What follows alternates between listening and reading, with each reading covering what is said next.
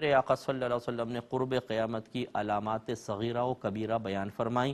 اور وہ صغیرہ علامات بکثرت پوری ہو رہی ہیں،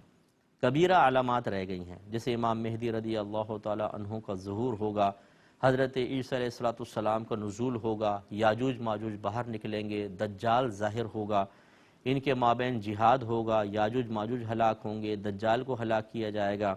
کعبۃ اللہ کو ڈھایا جائے گا۔ یہ حدیث میں ہے کہ حبشی شخص ہوگا پتلی ٹانگوں والا، وہ کعبۃ اللہ کو گرائے گا، یہ بھی ہوگا قرب قیامت کے وقت۔ ایک جانور دابۃ الارض کہتے ہیں، وہ مختلف شکلوں کا ہوگا، اونٹ کی شکل بھی ہوگی، گردن اس کی اس طرف مطلب جیسے گھوڑے کی طرح، اور پاؤں مختلف، اس طرح سرکار نے اس کے اوصاف بیان فرمائے۔ وہ زمین سے نکلے گا، اور اس کے ہاتھ میں ایک ہاتھ میں عصا ہوگا، دوسرے ہاتھ میں حضرت سلیمان علیہ السلام کی انگوٹھی ہوگی، وہ اس سے مہرے لگائے گا۔ اور اسی طریقے سے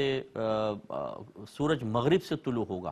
یعنی جہاں سے عمومی طور پر طلوع ہوتا ہے اس کے مخالف سمت میں سے طلوع ہوگا، جہاں غروب ہوتا ہے یعنی وہاں سے طلوع ہوگا۔ یہ قرب قیامت کی بڑی بڑی علامات سرکار نے بیان فرمائے جو ابھی باقی ہیں،